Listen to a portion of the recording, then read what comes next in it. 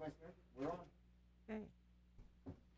I call to order of the City Council meeting of January 18th at 5:03 p.m. May I have a roll call of council members? Councilmember Aguayo. Here. Councilmember Guillen. Here. Councilmember Lemons. Here. Vice Mayor Quer Stallings. Here. Mayor Olmos. May I have a motion to excuse Mayor Olmos? So moved, Lemons. Second, Aguayo. Roll call, please. Councilmember Aguayo. Yes. Councilmember Guillen. Yes. Councilmember Lemons. Yes. Vice Mayor Quer Stallings. Yes.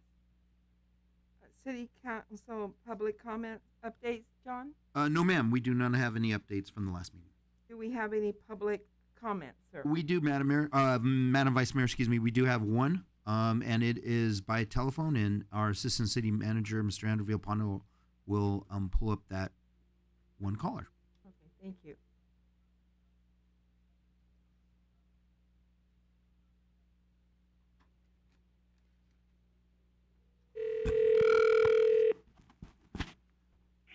Hello? Good evening. This is the City of Paramount calling for Mr. Alejandro Yanez. This is him?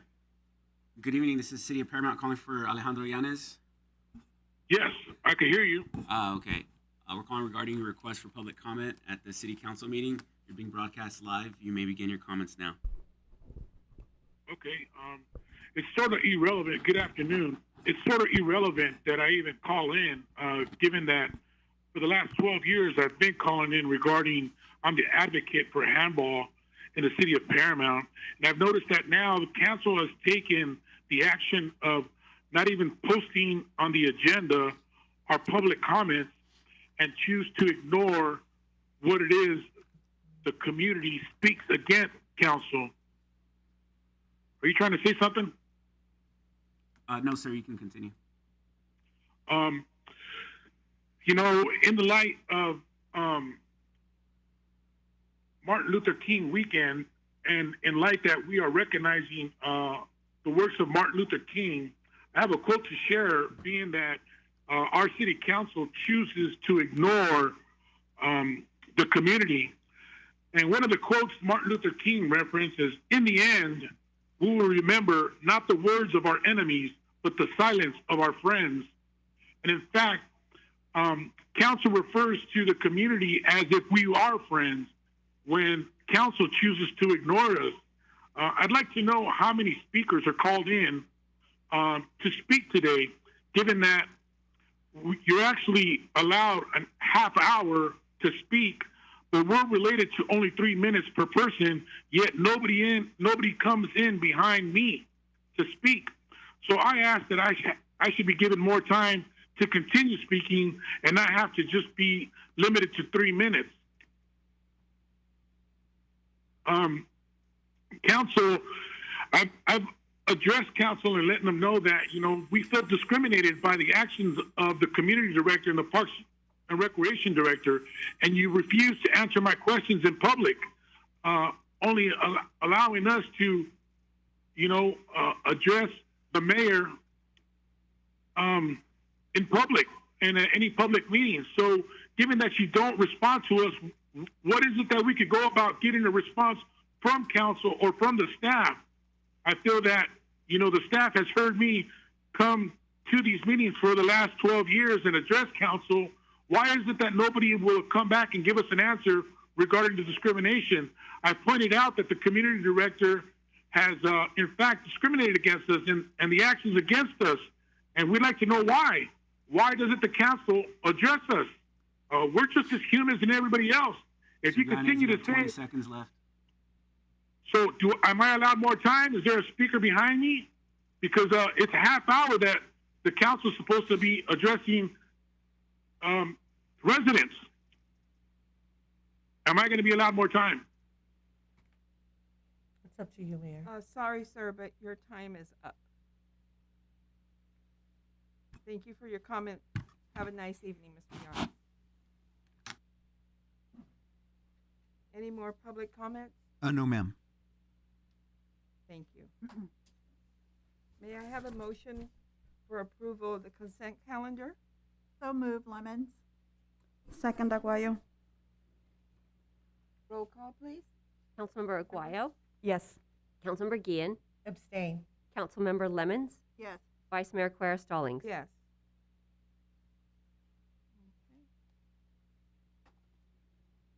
Okay. Item 3, consideration and approval of discussion regarding distribution of CMFA bond via a Paramount nonprofit organization.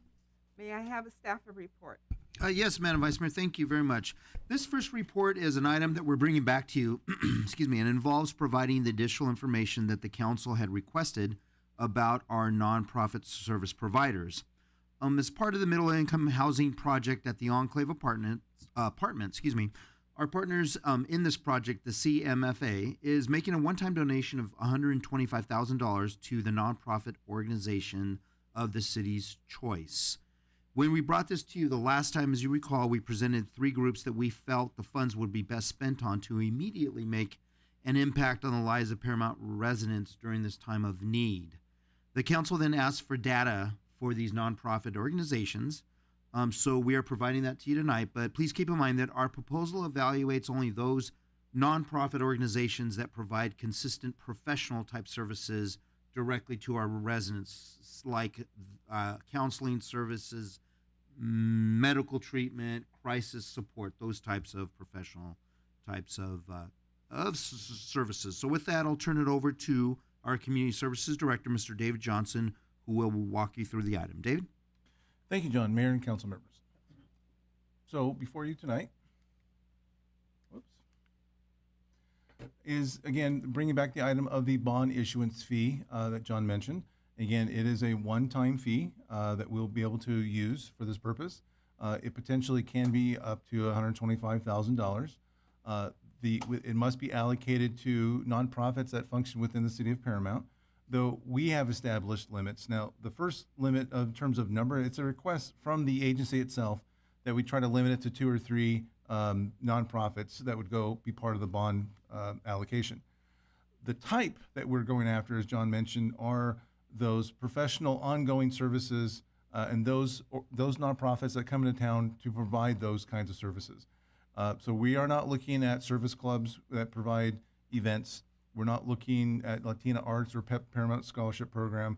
We're looking at those things that provide those mental and physical services to our community to make them whole, and that provide some kind of clinical ongoing basis for those services that are professional. So in your request to look at how these funds were being used by these types of organizations, so everybody on this provides some level of mental, physical, clinical type service. So they all fall into that category. So in looking at them, it's really hard to compare services simply because if you look at Sukasa, they had 15 Paramount residents. You go to Children's Clinic, which is for health services. They've got into the over 1,000. But it can really vary on what kind of inputs go into that service that still make these services very valuable, even if they have small numbers versus a group that maybe has large numbers of participants. So what we looked at was data year, types of service, frequency of service, cost of service. These are some of the factors that we have to look at. Now, the data year is just really an issue of sometimes we're looking back a year with a group or even further back, because when they report this information at our fiscal year budget, it could be that they're looking at a year, the prior year of service. Sometimes they go a little bit further back. They're that far behind. And sometimes actually groups are trying to actually estimate through June and give us more up-to-date information. So the data years are a bit complicated. They're not all looking at the same data year. But the other 3 are the real key factors: type of service, frequency of service, cost of service. So if you look at an agency like Sukasa, now that's when they're providing that service, that sometimes is ongoing counseling. So it doesn't just, they don't counsel them once and then the problem goes away. It is ongoing professional service to take care of their mental, physical needs. Sukasa also is an agency that has to provide sometimes housing. That is very expensive to do for these folks that are suffering some kind of abuse from a domestic relationship. You compare that to, say, Children's Dental Clinic. Again, they have expensive dentists working here, but sometimes the care or service is one time, and it's may just be a cleaning. There might be other times where it's more extensive, but they have a lot of service they're providing, but sometimes it's less frequent, the cost is smaller, and the type of service indicates that it can be done quickly and doesn't have to be ongoing.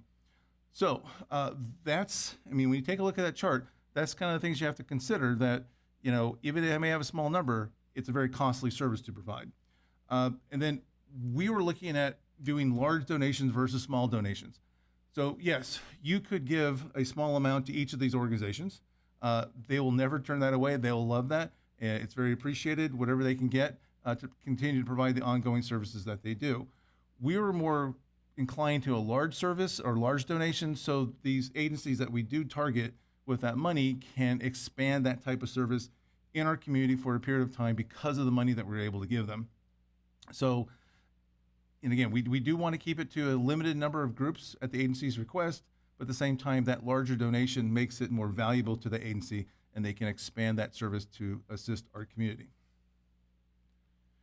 So our recommendation stays the same. Now, obviously, this is fully up to the City Council. This is just a staff recommendation.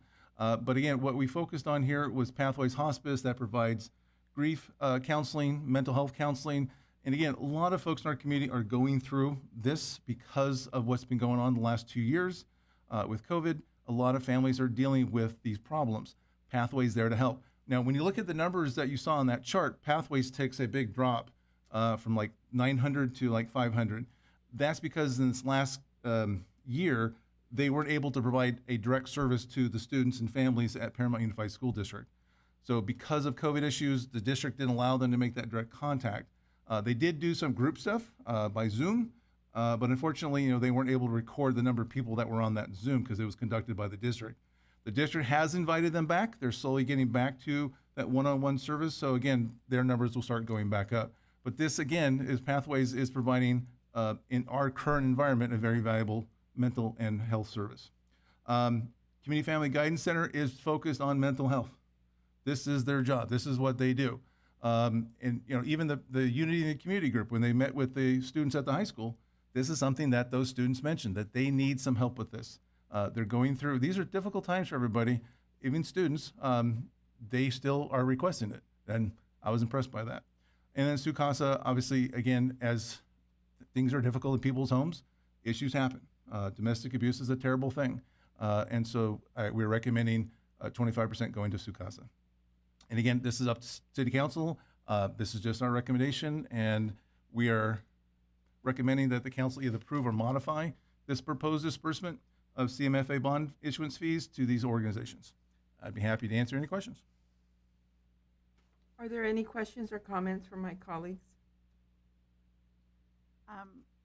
Madam Vice Mayor, and if I remember from the last meeting, we're going to get another $125,000 that we can do at our discretion. So if we wanted to bust that up to the smaller groups, we could do that or use it for whatever other needs we might have. But there's another $125,000 that comes directly to the city, right? That's my understanding. I think John can answer that question better. Yes, Ms. Lemons, that is correct. There is another $125,000 that is coming to the city, and that is money that we would program for next year's budget that the city council will have the discretion to do with whatever they wish with that money. Thank you. Anyone else? Okay. Yeah, if I may, Yes. Madam Vice Mayor. So then, it really is safe to say that with Pathways, we're definitely going to see it. They're going to see an increase in just the services they're going to provide now that they're back at, or allowed to be back at PUSD, correct?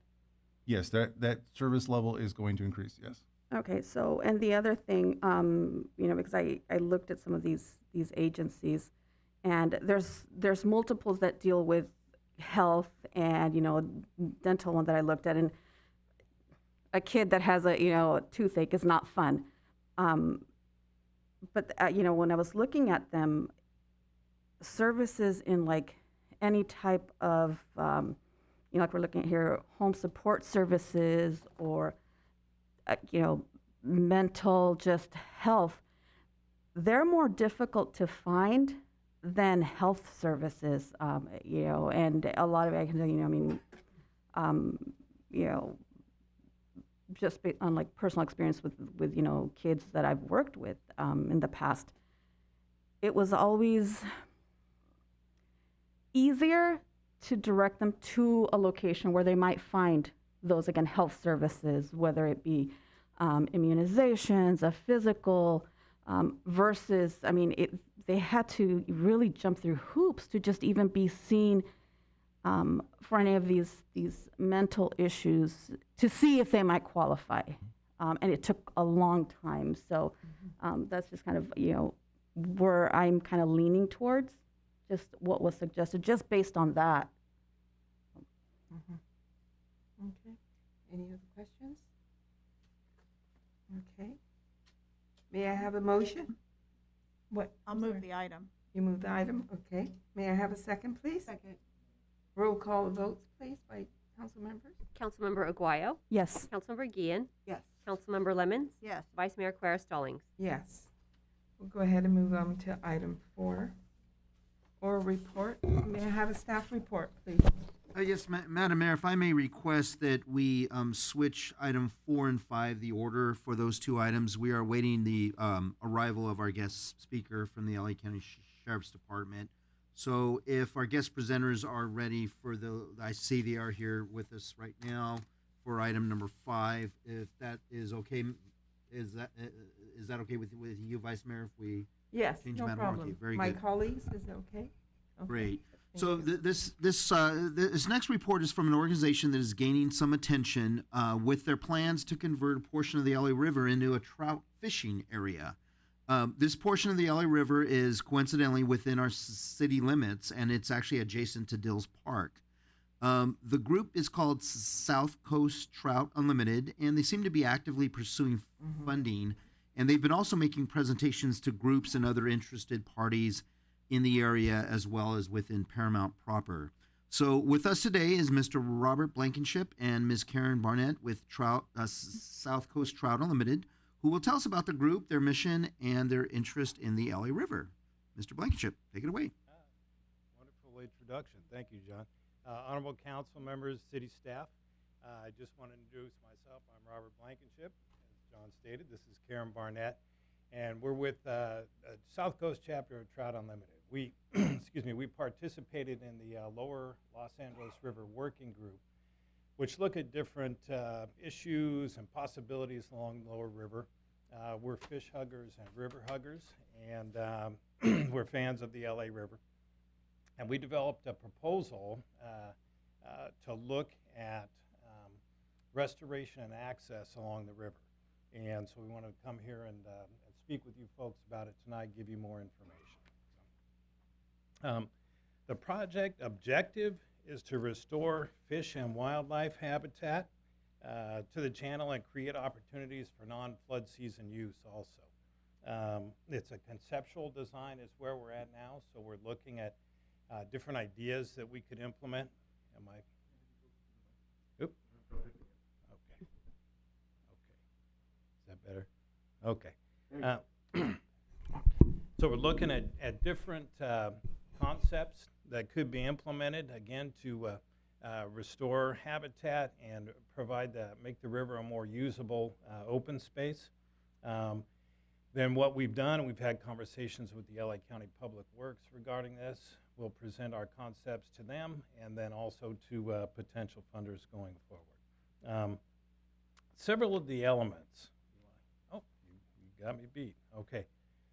The elements that we included in our conceptual design, we basically took them from the Lower River Revitalization Plan. There's low flow channel modifications, river overlooks, and a multi-use access ramp. And by working with the plan, these elements have almost, I'll characterize it as they've been pre-screened, okay, that different agencies have looked at them and considered them acceptable. But if you look at those, they're pretty generic, right? They're just kind of a general presentation of what's possible. So our proposal, our work now, moves that forward and looks at specific locations and specific design elements for that. The project site, we've had good conversations with Becky Perez at Odyssey STEM Academy, and I think the first question out of Becky's out of Becky's mind was why here? You know, why in Paramount? Why not somewhere else? And there's elements both engineering and social for it. Okay, a couple of the engineering elements is the excess capacity of the channel. When the LA River was channelized, they gave themselves a lot more room in the lower river, and let's say from the lower river, let's say from Maywood down to Long Beach. So they gave themselves more capacity, more elbow room, okay? And also the project site would be from Rosecrans to Somerset, and it is between two bridges. Bridges, from an engineering standpoint, have their own hydraulics, and it complicates the engineering analysis for flood flow. So we've elected to try to keep it between bridges so that we don't have that complication too. Some of the social elements. It's adjacent to Dills Park, okay? And Dills Park, it's an existing open space. You guys, when we saw that, we felt that we had some kindred spirits here in Paramount. But also open space, people who live adjacent to open space understand that there's a yin and a yang to that, okay?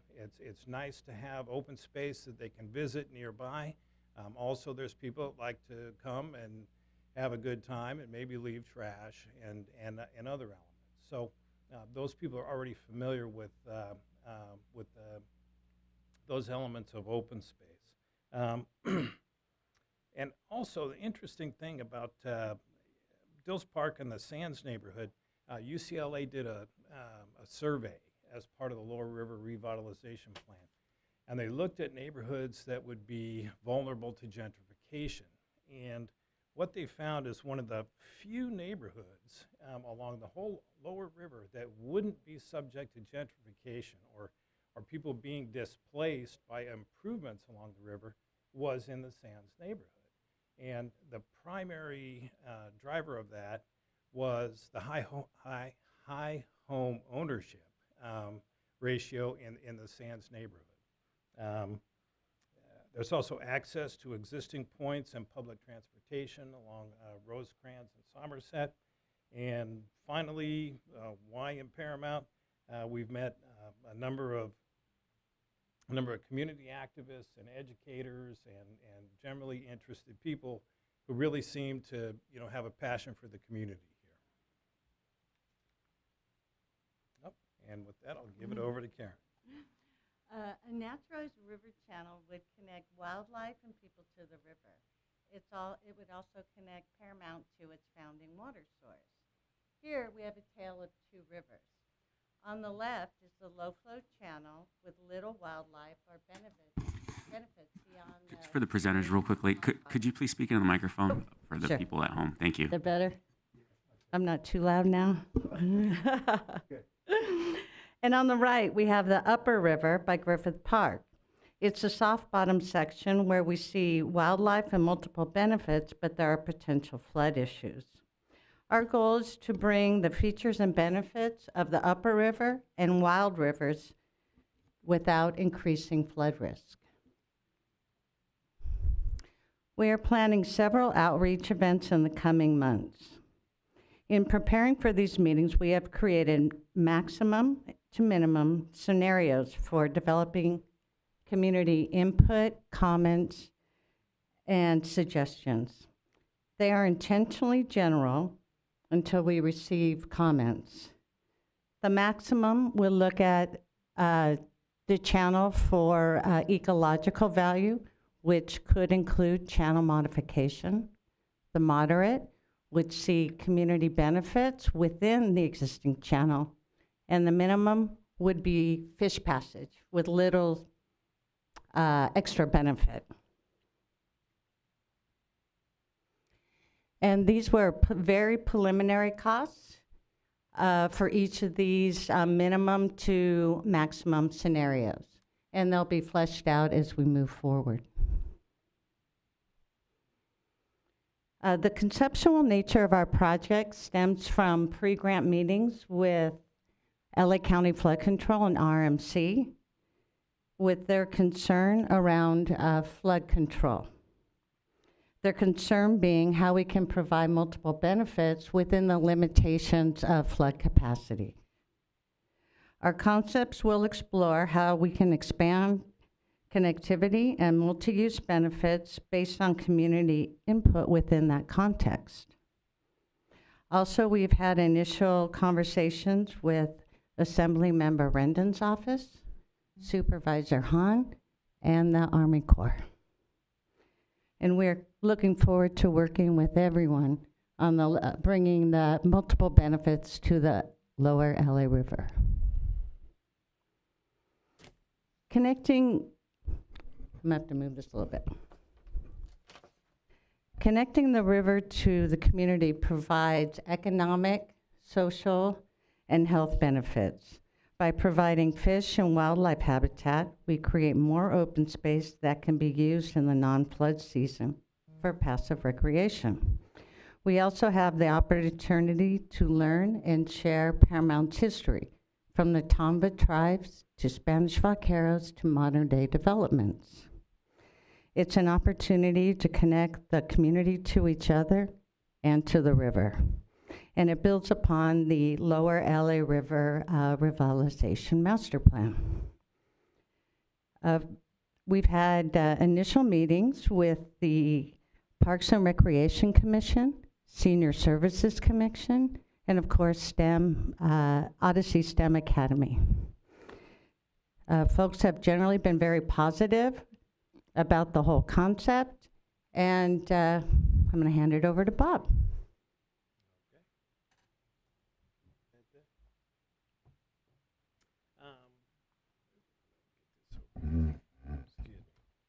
Yeah, as Karen mentioned, we met with the Parks and Recreation and Senior Services Commission.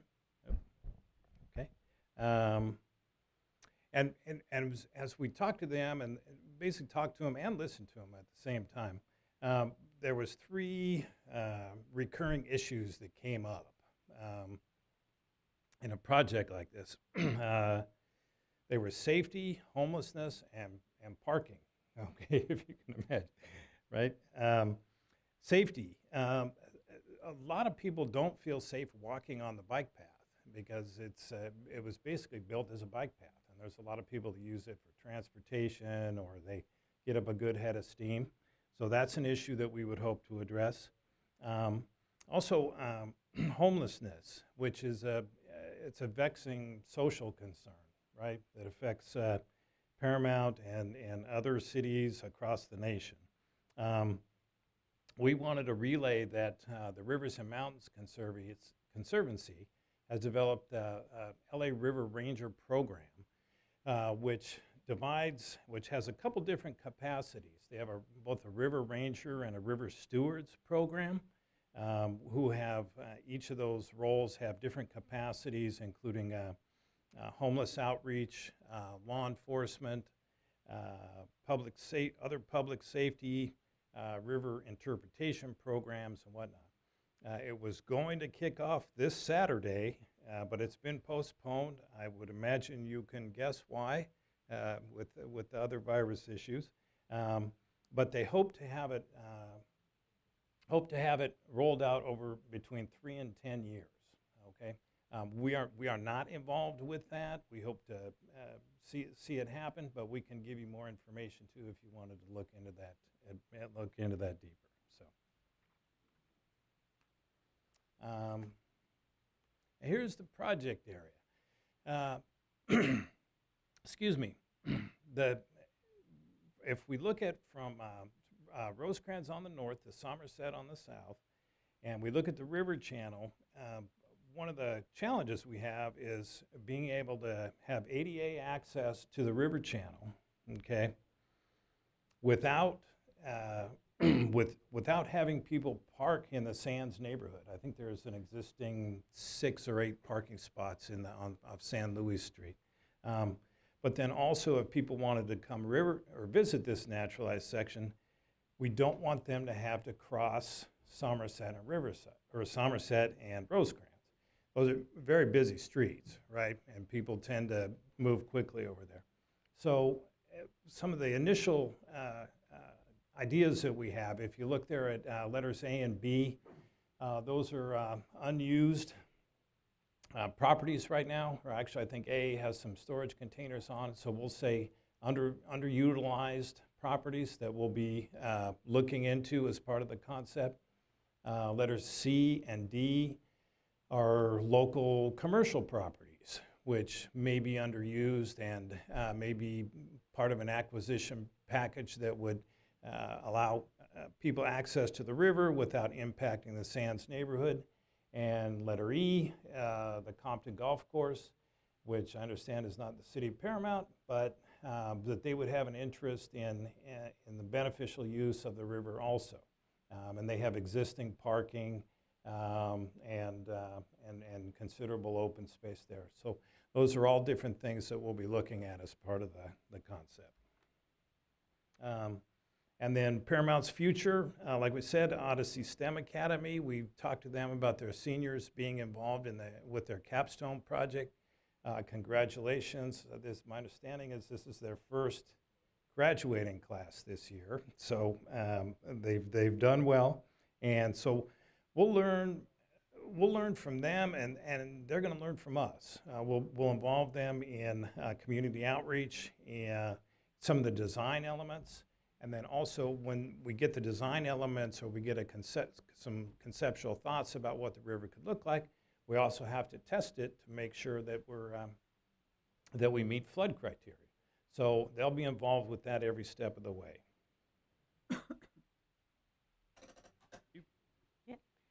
So in February, we began our community outreach process, and we would love your support in getting getting information out to Paramount residents and groups.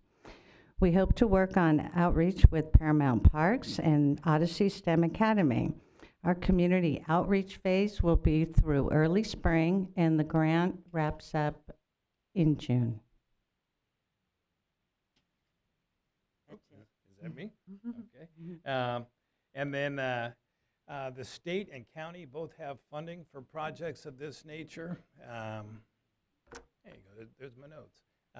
So we listed some potential funding sources from each of those. We've been in contact with and received funding from the RMC, and we've been in contact with each of these other organizations so that they know what we're thinking and we can fine-tune things to meet their criteria. And we would just encourage that Paramount residents contribute to each of these programs, and we feel that some benefits should be realized for that contribution. That's what we have to say.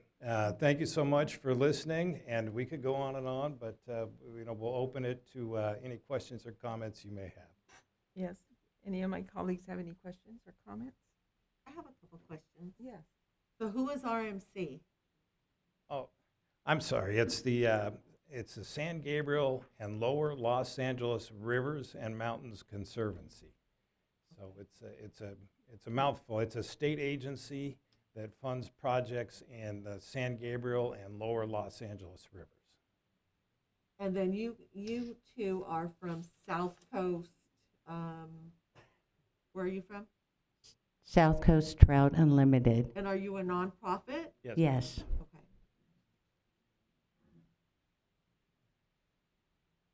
Okay. And so your nonprofit does what then? Just you start the project, facilitate the project, and then who oversees it?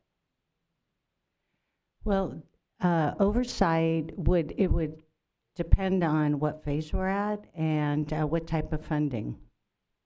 So it potentially could be LA County Public Works, since it's in their jurisdiction. Okay, and it has an area like Paramount. Have you guys completed a project like this prior? In Paramount? Like Paramount? Anywhere else along the river where you've completed something? You pointed out Griffith Park, but has anything like this been tried before? There's not along the LA River. This is a conceptual plan, as you know, we said from the LA County, because this would be the first of its kind. here. I think my concerns are kind of in line with what you said. You're making it very sustainable for homeless people to, sustain themselves in an area like that where there's a lot of brush and areas where, so who would manage that, the homelessness? Well, there's a homeless component to the River Ranger program. This type of project would, of course, take many years to implement, and then, of course, the construction. And their rollout is timed at 3 to 10 years. They're going to provide public safety along the way. Yeah, and another element is of the benefit of the lower river. The upper river is owned and operated by the U.S. Army Corps of Engineers from about Firestone Boulevard north. From Firestone Boulevard south to Long Beach, the land is owned by the county and it's maintained by the county. So our thought was, again, in the lower river, the benefit of that is that the folks responsible are a lot closer to home than they are if they were in the Department of Defense up in Washington, D.C. Okay? Okay, thank you. Mm-hmm. Any other questions? Thank you. Any other questions? I just want to thank you for the presentation. Really interesting and very creative. I can see a lot of pluses, and I can see a lot of community concerns. I assume you're saying with the length of the project and the funding. I mean, this is really in its infancy, and we'll hear a lot from the community about those issues that we would have to deal with. And it's funny, I had charted down those same things where you said you would talk to the public about parking, homelessness, and safety, and it's like, these are going to be our main concerns. So it's nice to see that you've already heard that and you're taking those things into account. I love the fact that it's creating a passive recreation for people, and I have very fond memories of fishing with my father and the piers in Long Beach, so I know it can be a really great family thing. And I think we've lost was it the Lions that used to put on the annual fishing tournament? Mm-hmm. Oh, And we don't do that anymore, right? The And we used to Huckton? get a huge turnout for that. So I Yeah. think there's a community interest, and interested to see how this progresses, and hopefully we can deal with the negative issues in a positive way and bring something positive to Paramount. So thank you for your presentation. Great. Thank you. Any other questions? No? No? Yes, thank you, Mr. Robert and Ms. Karen, for this great presentation. I greatly appreciate it. Thank you for your time. You look No. like you have a question. No, Isabel. everything. No, it was a great presentation. I mean, I know one of our concerns is open spaces, so but we definitely would have some, just concerns from the residents, and I kept seeing like parking. Mhm. So Right. yeah, but thank you. Thank you so Oh, much. thank you, Mr. Robert and Ms. Karen, for your presentation. Have a nice evening. Okay, we'll move on to items. Actually, John? Madam Vice Mayor, our guest presenter for item number 4 is now here. If you want to Okay. go back to that item. Yes. Okay, great. So this item, as I mentioned, we do have a guest presenter who will cover something that the City Council has brought up in the past, and I've mentioned in past weekly memos to you. You may recall that at a recent conference that we attended, a presenter from the Sheriff's Department discussed the topic of mental illness and the department's response to this often difficult issue. We learned that the department has a pretty helpful program for those residents who may have mentally disabled family members who are living with them. So with us here today that will cover this from the Sheriff's Department's mental evaluation team is Acting Lieutenant Anna Denise Briz, who will give an overview of the Sheriff's Department's response to mental illness and also highlight for you the special alert program that we spoke to you about. With that, I'll turn it over to the Lieutenant. Welcome. Thank you. Thank you for having me. Were any of you at the town hall meeting where I presented about MET and what we did? Okay, super. Well, good evening. Thank you for having me here tonight. Just a tiny little bit overview of our mental evaluation team. It started back in 1993, and it was the first co-response model between law enforcement and Department of Mental Health, where we responded together to calls in the community of people in a mental health crisis. And it teams together a deputy sheriff, along with a licensed Department of Mental Health clinician.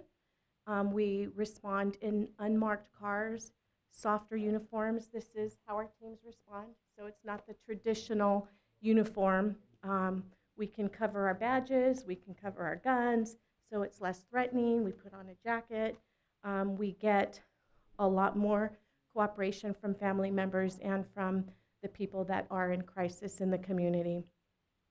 We have been in existence since 1993, where we started as 5 teams countywide, and we are now at 34 teams countywide, 20 hours a day, 7 days a week. It's still, we need much more than this. We need to at least double in size to appropriately address all of the crises within LA County, along with our growing numbers in the communities. We are very much supported by our sheriff. He sees mental health and homelessness as a priority for him. And part of that, he actually has started this new program called Special Alert, where family members and loved ones can go onto our website, lasd.org, or to their local sheriff station, so it would be Lakewood Station here. And they fill out a form. It's a 1-page form where family members and loved ones can provide us, meaning the sheriff's department, with information on any type of diagnosis, either mental health-wise, if there's an intellectual disability, any type of physical disability or condition that they feel is important to notify law enforcement if a call for service at their home is received. So we know beforehand what we are rolling into, what type of situation we are headed to, and this is a copy of the form. It's a 1-page form. It's voluntary.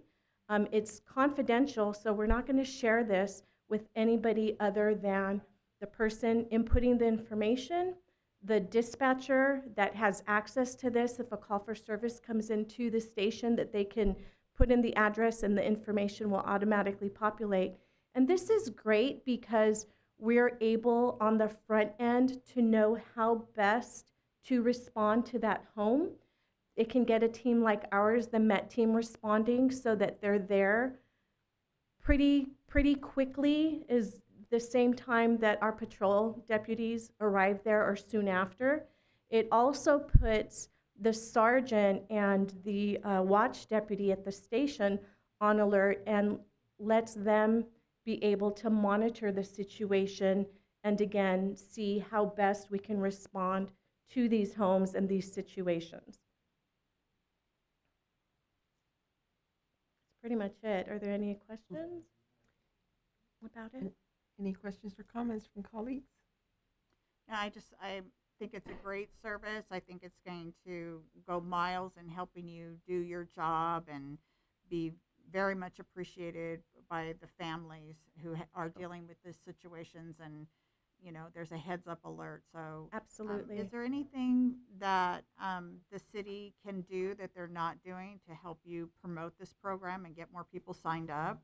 I think just information, letting them know at every chance that you have that this does exist. And again, letting family members know that this is voluntary and this is so that we know how best to help their loved ones if we have to respond to their home. So it's not about people getting in trouble. It's how best we can serve them, how best we can provide them with those services that they need. Do you guys happen to have at this point in time any kind of like informational short video or anything like that on? No, but we are in the process of discussing maybe a short PSA on this program, on Special Alert, and then posting that on our websites and so that the community can be more aware. But that is something I'm going to that would be a great tool. It's always the easiest thing to share. Absolutely. And if it does happen, please, let us know so that we can share it on our social media. Absolutely, I will definitely. Yes, ma'am. My only question is, so this information will go to the primary unit handling, correct? Handling the call. Yes. Let's say it's a domestic violence unrelated to any occupant who lives in the house, and a domestic violence comes out, and you have your primary unit responding and they get the information, correct? Yes. any secondary unit that is backing, will they get the information Yes. as well? Because sometimes Yes. another unit gets there before the primary. Yes, so they will be able to view whatever information that handling unit gets. Okay. That will automatically populate to whoever puts themselves on that call or whoever is also assigned to that call. One of the things I had seen in a neighboring city when I had mentioned this initially was that they had a sticker that corresponded with this. So that you hand out maybe when they fill out this form, you hand out a sticker and they can put near their front door. Oh, Just that's as a really good constant idea. reminder, there's a person here with special needs, maybe deaf, maybe autism, where they don't respond to commands. Just the sticker that maybe could go with that, and then they have the option of posting that at their front door too. Okay, thank you. We'll consider that. I'll definitely bring that up to. The neighboring city did that, and I thought it was a pretty good idea. That is real good. Okay. Yeah, and I just have a quick question. I know that you mentioned that they could fill this out at Lakewood. Do we have these at the Paramount substation? Do they have our residents, can they go to our station? Absolutely. okay, I believe all of our stations, if they don't have actual hard copies, Yeah. all they need to do is log on to Yeah. LASD.org and we can print them up. But every station, of course, it's also, we need to train our folks on making sure that these are readily available, which Absolutely. we're constantly doing. But I will make sure that, I will speak to Lieutenant Camacho and make sure that Paramount does have these forms readily available. Thank you so much. You're welcome. I have a quick question. What happens if a resident moves? Do you update this once a year, or how does the information follow them? So this should be updated every 2 years. This is updated. And part of, I think, the disclaimer on the form is that if any information changes, then it's up to that family member to let us know. And as soon as we get that information, we will update it in our database. Okay. Thank you. Any more questions? Madam Vice Mayor, if I may just add real quick too, Lieutenant Camacho and Assistant Public Safety Director Maggie Matson did a presentation with the Adaptive Recreation Group last month, just to run this program by them, because that's the group that we've been working with Yes. quite frequently over the past year and trying to create a partnership with them. The parents who were present were really thrilled about this program. They thought that it would be something that they could really see they would be able to use. So we'll be sure to get these forms out to them as well.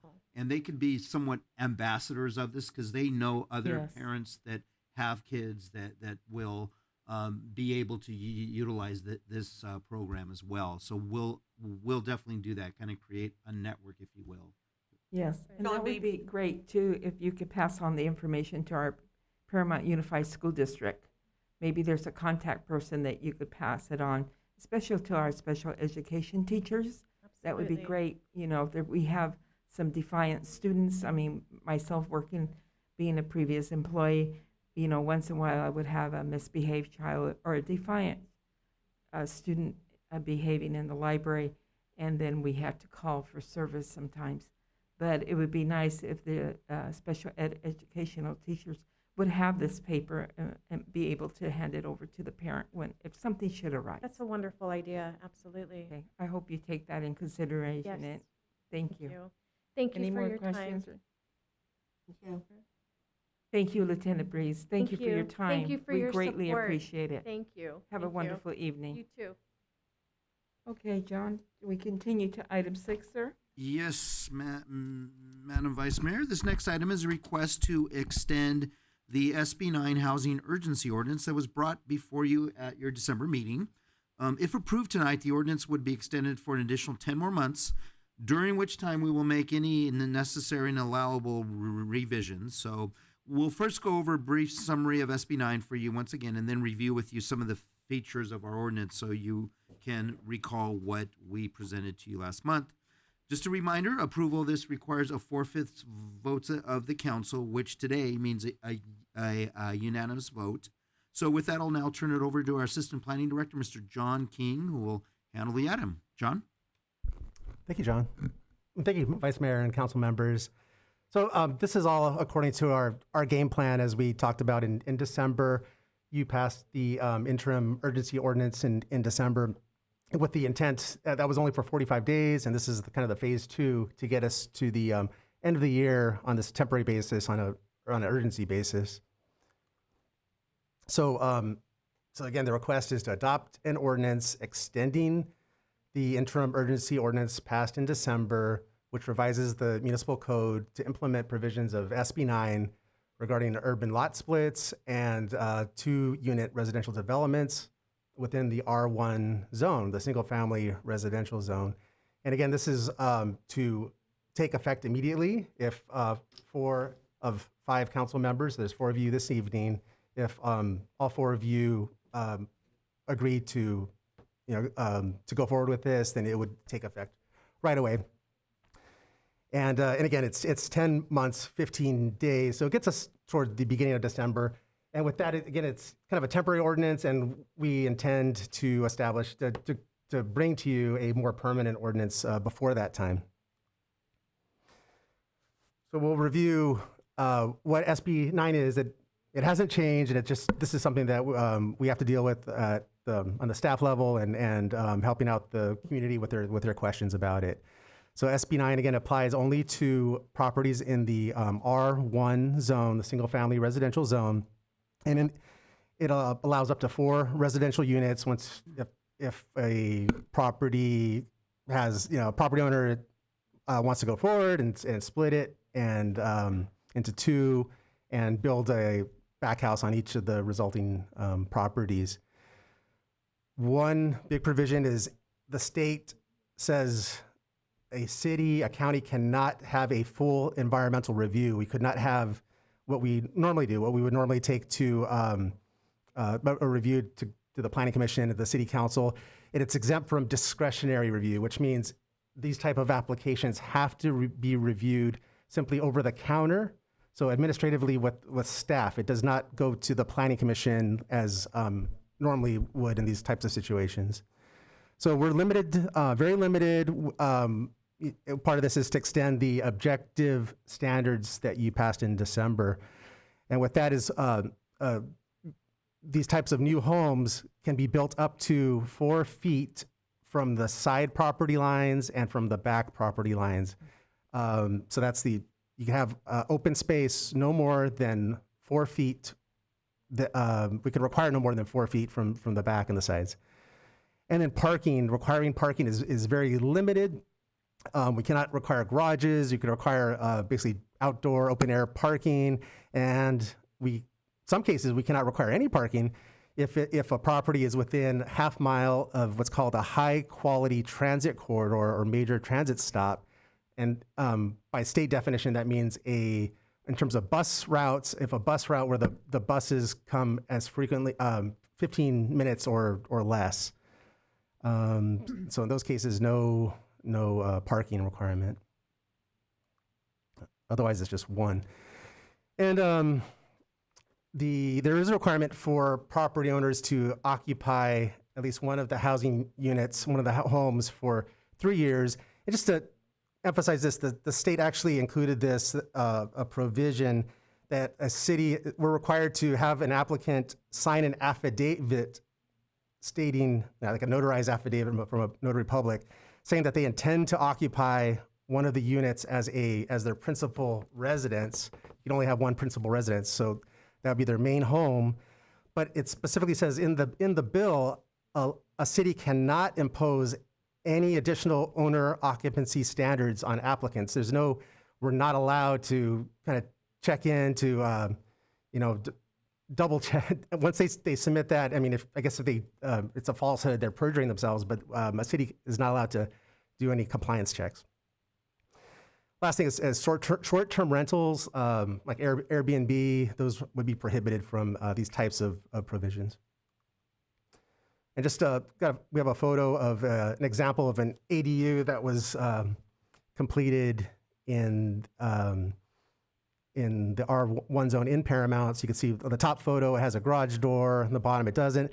So just kind of an example. I mean, it doesn't necessarily have to be of this type, but more so a back house type, and just an example of what the state is requiring cities to approve. So again, this proposed extension would take effect immediately if you approve it, and along with the objective standards that you passed in December. And here's some of those examples. For a new second unit, we're not allowing second stories, second floor. And then consistency, so that back house would have to match the front house. For example, the roof slope would have to match the roof slope. Wouldn't have a greater pitched roof and then a flat roof, or they'd have to basically be the same slope and the same texture, the same materials. So if there's tile on the front, you have to have tile on the back, not shingle. And if in this photo example, there's brick, so if this homeowner wanted to build a back house, the back house would have to have similar brick material to match. And some other minor requirements: light fixtures next to each entry for safety and aesthetics, tankless water heaters for sustainability and aesthetics, and making sure that there's enough driveway area for cars when they do park, in situations where we can require parking. Drought tolerant landscaping as we're moving into the drought, and separate utilities for each home. So a graphic of examples of adding a second unit and then splitting and adding another unit. Next steps. We mentioned this in December that we're waiting for guidance from the state. There's some ambiguities with state law. So we're waiting for guidance from the Department of Housing and Community Development, HCD. We're still waiting. They had noted when the governor signed this into law in September that HCD would have some more direct guidance by the end of the year. So we're toward the end of January. It still hasn't happened. So once we do get that from the state, we'll be able to truly put a package together that complies with state law and meets the needs of our community. And the last council, well, in December, the city council, you requested that we have some materials for the to kind of explain this SB 9. It can be very confusing, so to have some materials ready for applicants. So I have a couple slides addressing that. We have the application ready to go. This is a kind of snapshot of the planning department, the planning division of the planning department's page on the city website. We have a permits and applications page, and you can see on the bottom, toward the bottom, there's the circled urban lot split application. And there's one page from the application. There are actually a number of pages. And the fee's at the top right, $562.50. Secondly, there was a request to have kind of materials like a graphic materials to help explain this. So we did put together a handout, and that's also on the city's website, and it's at the Planning Department public counter for distribution. So there's a resources button under the planning division of the planning department, and there's a handout section. You can see where you click on that, and this comes up on the right. And we'll be updating this after this evening if you approve this ordinance.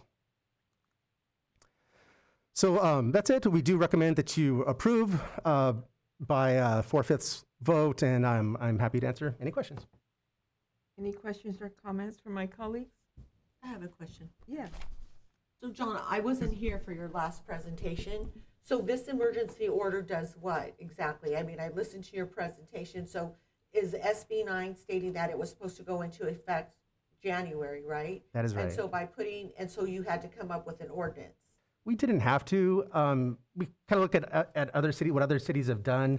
I don't think 50% have, a little less, 40% of cities at this point have introduced an ordinance. The only one I've seen that has a permanent ordinance is the city of Anaheim in Orange County. But it's really a good thing. We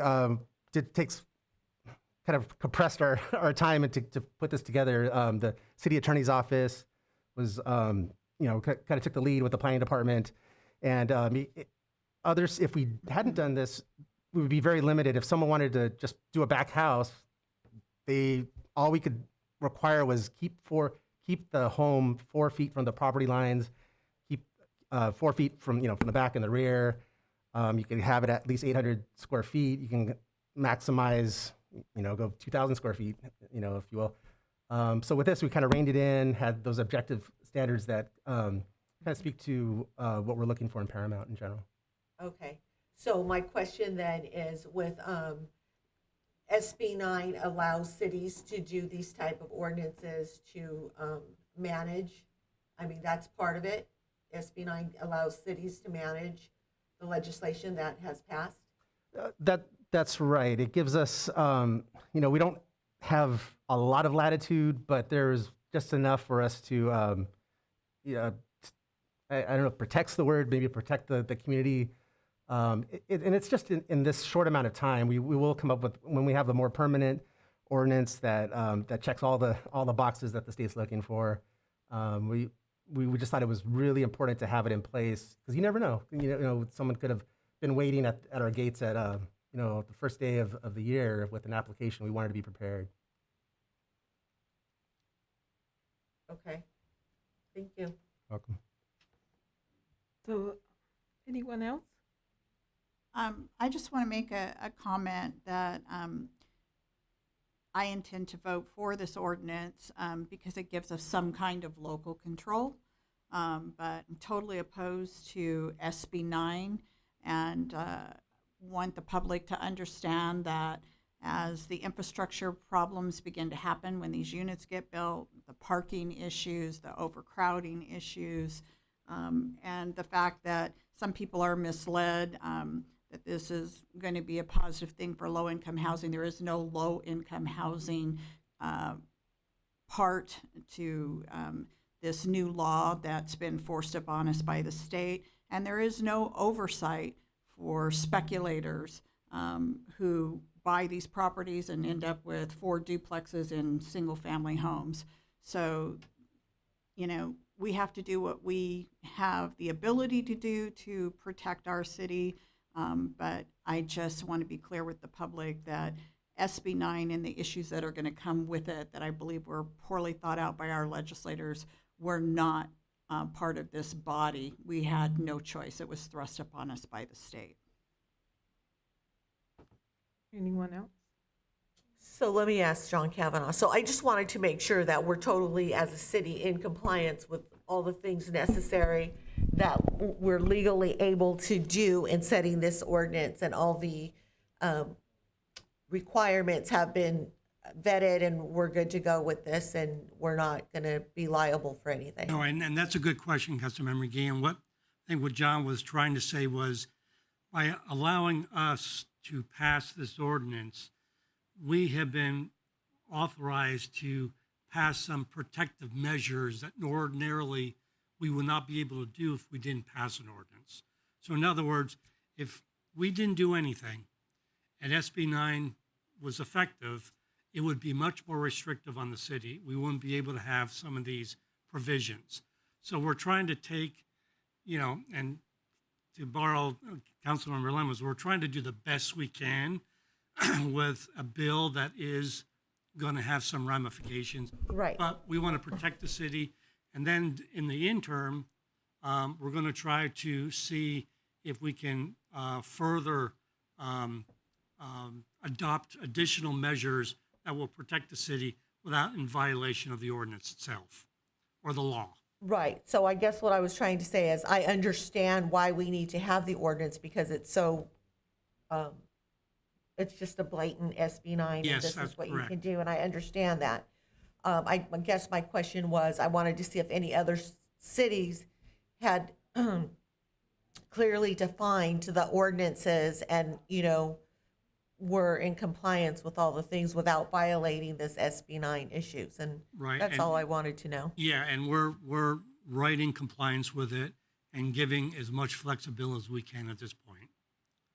So we are trying to get ahead of the curve here. Okay. Absolutely, and if I may add, we've heard of other cities that kind of did the same thing that we did, try to adopt an ordinance in due time before SB 9 took effect January 1, and they kind of pushed the envelope a little bit harder. One city, in fact, is trying to require underground parking for this. The state's going to sue them on that. That's what my concern was, That's that what I we thought you were- weren't yeah. overstepping, just that we're still okay with what we're doing now. and That's not gonna be doing challenged any in type of court. restrictions that we're technically not allowed to do. The statute, council member, articulates some of the provisions that we're allowing in the ordinance. So the statute's clear that we're allowed to do this. As John said, some of the cities are being more aggressive. We have a feeling that they're going to be challenged based on that because it's not even articulated under state law to do that. But what we have here is at least articulated under state law. Thank you. Okay.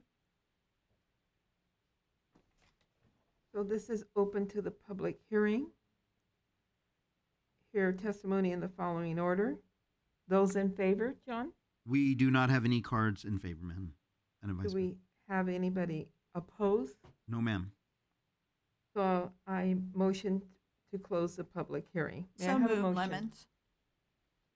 Second, Aguayo. Roll call, please. Councilmember Aguayo, Yes. Councilmember Guillen, Yes. Councilmember Lemons, Yes. Vice Mayor Quer Stallings. Yes. I move we read by title only, waive further reading, and adopt ordinance number 1157. Second. Roll call, please.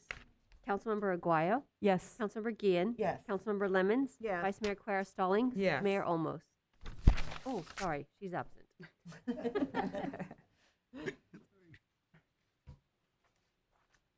Okay. Resolution 2207. May I have a motion? That includes all of them. Actually, Madam Mayor, that's our next item. That's item number 7. Number 7. Yes. Our municipal election is coming up in June, and to get ready for this, we have 4 resolutions before you tonight that need your approval, including the official call to hold the election and the request of the county to consolidate our election with a statewide primary. Just a reminder, we need 4 separate votes for each resolution. So with that, I will now turn it over to our city clerk, Ms. Heidi Luce, who will walk you through the item. Heidi? Thank you, John.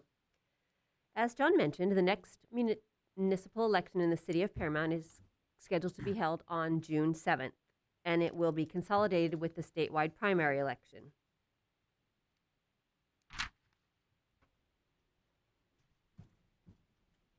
Election day will be Tuesday, June 7th, and on the ballot will be the voters will be voting for 2 members of the city council. The nomination period for this election begins on Monday, February 14th, and will go through Friday, March 11th. However, if an incumbent candidate does not file nomination papers, the nomination period will be extended until Wednesday, March 16th, for any candidate other than the incumbents. Before you this evening, as John mentioned, are 4 resolutions to make this all happen on June 7th. Resolution 22005 calls the election. It states that there'll be 2 candidates that the voters will be voting on and sets the date of June 7th. Resolution 22006 adopts the regulations regarding candidate statements. Our city has typically allowed a 200-word candidate statement, and we ask the candidates to put down a $1,000 deposit for that candidate statement, and that covers the county's expense for printing that in the candidate, in the sample ballot in English and in Spanish. So Resolution 22006 sets those standard guidelines that we've followed for years. The third resolution is Resolution 22007, and that resolution requests consolidation with the statewide election and asks that the county provide services to run our election for us. The last resolution that we have before you this evening is Resolution 22008, and this resolution requires a special runoff election to resolve a tie vote. The City Council actually adopted these regulations or these provisions in 1987, but because of a renumbering of the elections code, we're bringing this to you again so that it can be adopted and reference the correct elections code sections. So we're in compliance with state law on that. The option for resolving votes would be to to do drawing of straws or something along those lines. So a special runoff election is probably a better option in our city. So with that, it is recommended that the City Council adopt Resolution 22005, calling the election, 22006, adopting the regulations for candidate statements, Resolution 22007, requesting consolidation with the primary and certain county services, and lastly, Resolution 22008, requiring a runoff election in the event of a tie. As John mentioned again, each of the 4 resolutions should be adopted individually with a separate motion, second, and roll call vote. And that concludes my presentation. I'm happy to answer any questions. Are there any questions or comments by my colleagues? I'll move resolution 22005. Second. May I have a roll call, please? Councilmember Aguayo? Yes. Councilmember Guillen? Yes. Councilmember Lemons? Yes. Vice Mayor Quer Stallings? Yes. I move resolution 22006, Lemons. Second. Roll call, please. Councilmember Aguayo? Yes. Councilmember Guillen? Yes. Councilmember Lemons? Yes. Vice Mayor Quer Stallings? Yes. Move resolution 22007. Second. May I have a roll call, please? Councilmember Aguayo? Yes. Councilmember Guillen? Yes. Councilmember Lemons? Yes. Vice Mayor Quer Stallings? Yes. And resolution 22008. Second. Okay. May I have a roll call, please? Councilmember Aguayo? Yes. Councilmember Guillen? Yes. Councilmember Lemons? Yes. Vice Mayor Quer Stallings? Yes. And Woo, finally, we did it. resolution 22003.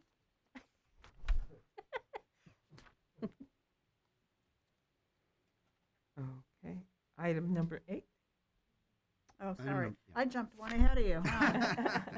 If you want to give a proof for that one, we'll do it one too while you're at it. Resolution and away. Okay. Sorry about that. May I have a staff report, please? Yes, Madam Mayor. Item number 8, this is a cleanup action that we're asking the council to take. It's in regards to an outdated retirement formula plan that we've had on the books for almost 30 years now. The retirement formula plan is called the Police Member Retirement Group Plan, and it's no longer utilized. Just for a little bit of background, CalPERS allows for member agencies to have this police retirement formula plan in addition to the standard miscellaneous employee plan that all of our full-time employees belong to. The city adopted this plan, as I mentioned. We adopted back in 1993 to allow one member in the public safety department who at the time requested to belong to this plan at that time. This employee happened to be a former police officer as well. This employee has long since retired, and as a result, CalPERS recently informed us that this police retirement group plan is no longer needed as part of our contract with CalPERS for our organization, mainly because state law forbids any miscellaneous employee from joining this type of police retirement plan. If this change to our contract is approved by the council today, the remaining funds in this account will be transferred to our miscellaneous retirement pool. Therefore, it's recommended that the council read by title only and adopt resolution number 22003, and I'll be happy to answer any questions. How much money is in there? There is just a little over 200,000. Let me check the exact balance of the report. Sorry about that, Councilman. John, I can help with that.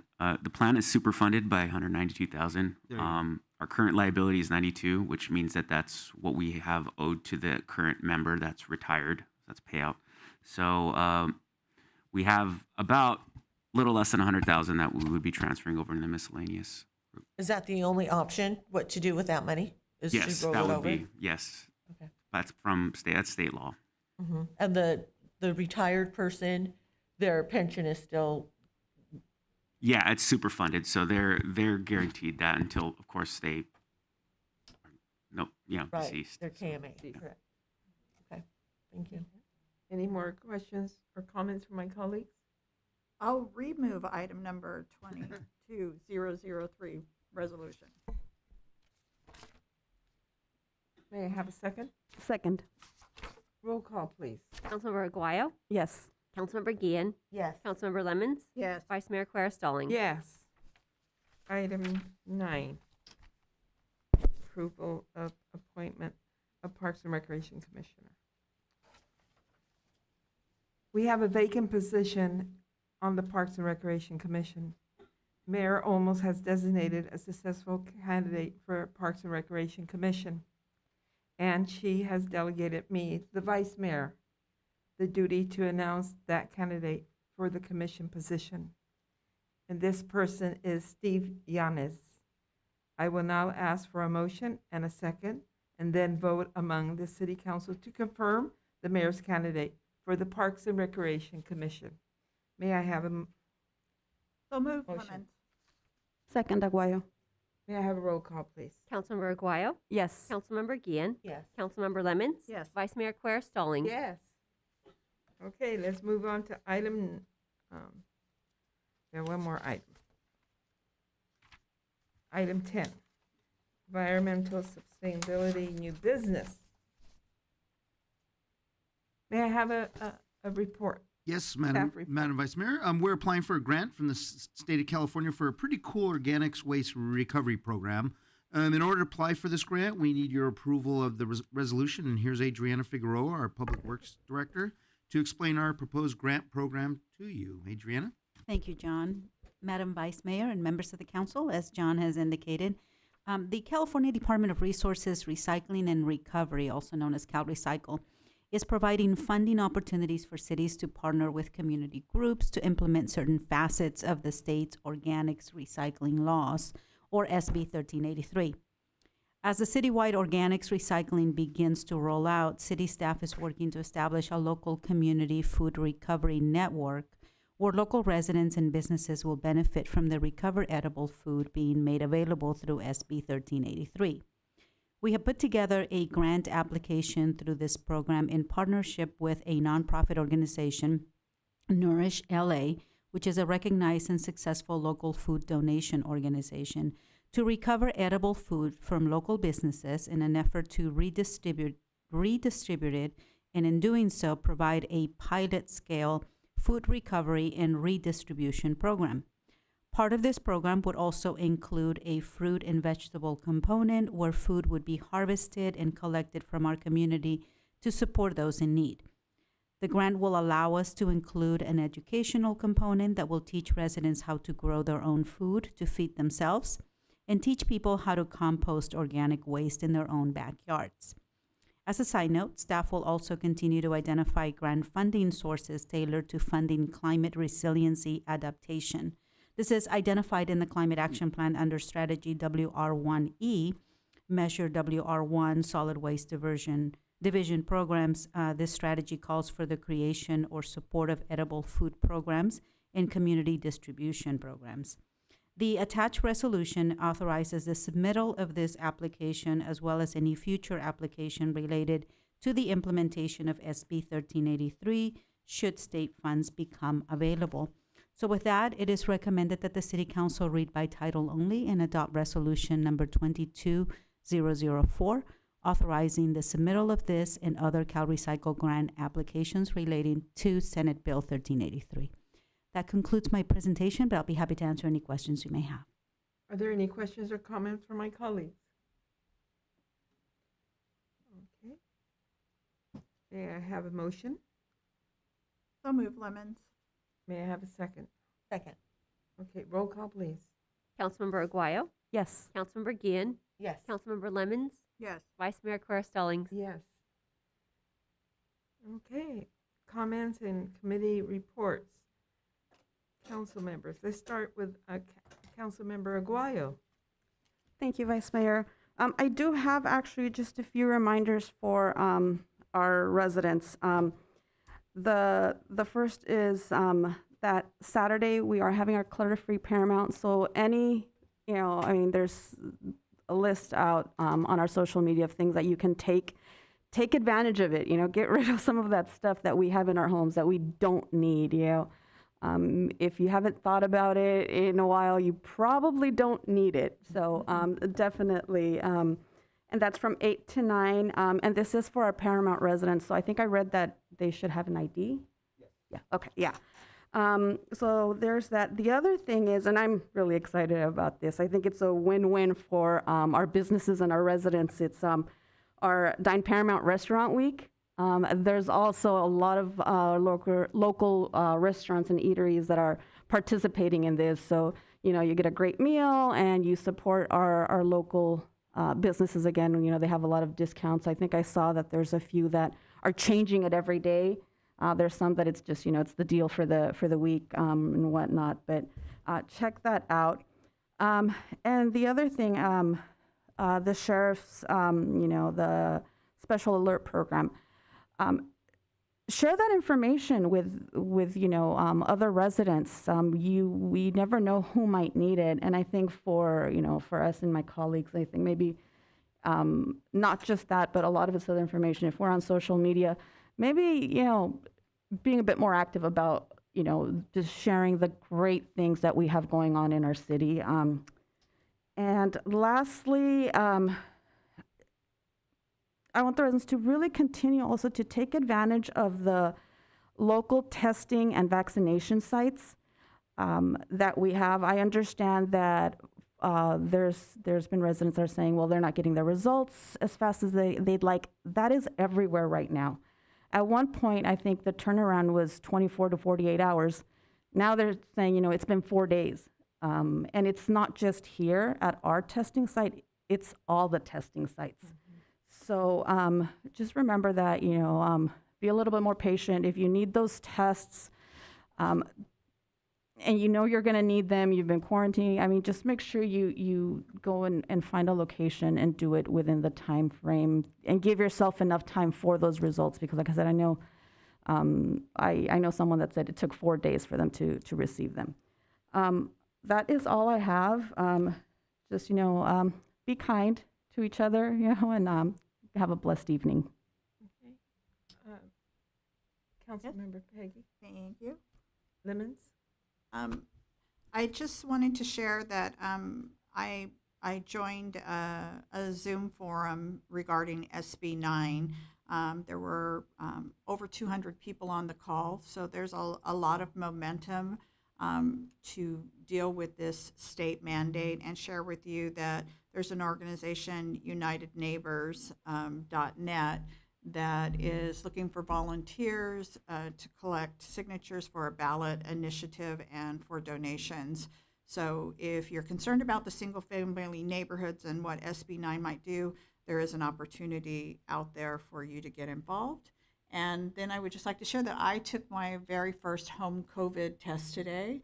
And so for anybody who's a little intimidated by it, I found a little YouTube video on it, and it was as simple as can be and took a few seconds and a lot less painless than the one I got at the doctor's office. So do it yourself. Yes. Thank you. Councilmember Young. I don't have a lot other than to say it feels nice to be back. And then I did have a neighbor knock on my door, and coincidentally, I had the same concern. Somebody from World Energy was knocking on doors and stating they needed access to our backyards. They're going to be testing the pipes. But the person who came to my door just had an orange vest without any identification. And he said, I'm going to need access to your backyard next week. And I said, well, who are you and what for?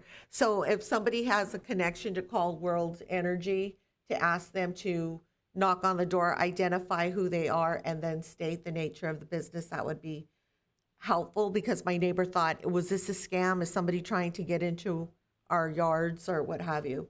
So, and then my other informational item is there are, if you go to covidtest.gov, every LA County resident will get 4 free COVID tests. So just information to put out. Per household, right? Correct. And I just want to say on Saturday also during the clutter that you're going to be turning in, you can also get some masks. Is that correct, Mr. Moreno? Yes, Madam Vice Mayor, that is correct. If a shipment comes in, which we're keeping our fingers crossed. Hopefully, the shipment will we've come ordered in. them. And you'll have to show Oh, we got them? proof. We got them. Okay, we We did got get them. our So you have shipment to in show an today, ID that you're a Paramount resident, David Johnson. Actually, it will be only for those people who are coming for the clutter-free event. It's not a Okay. mass giveaway per se.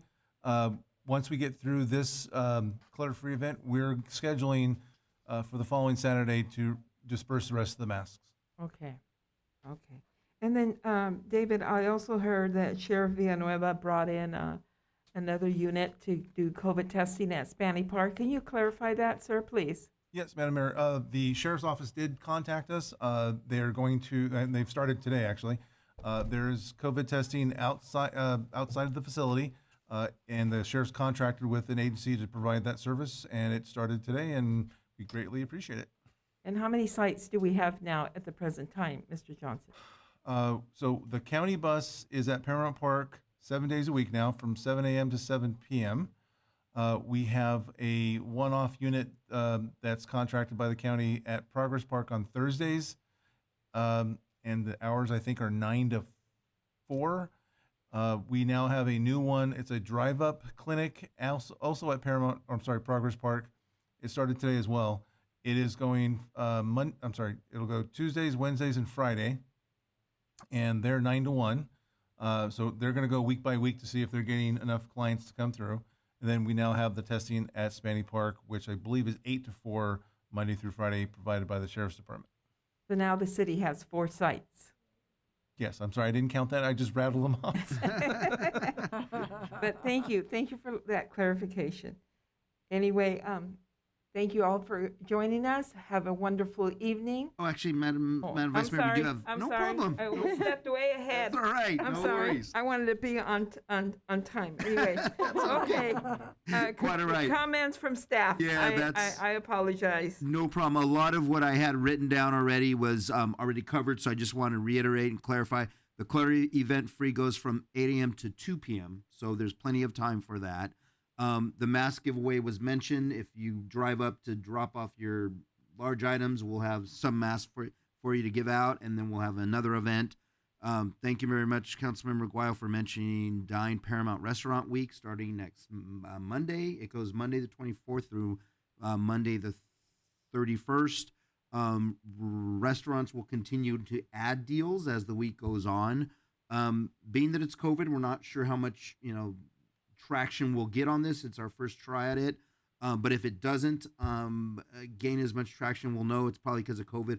We'll try it again later on in the year, just to make sure that we can get as much information out there about that.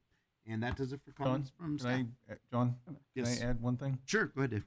So I would like to point out that when the governor visited Paramount Park, he spoke to the mayor. Mayor talked to John, and they both put me in touch with the state of California, and they called it today, confirmed they'll be shipping us 6,300 KN95 masks and 10,000 surgical masks free from the state of California PPE program.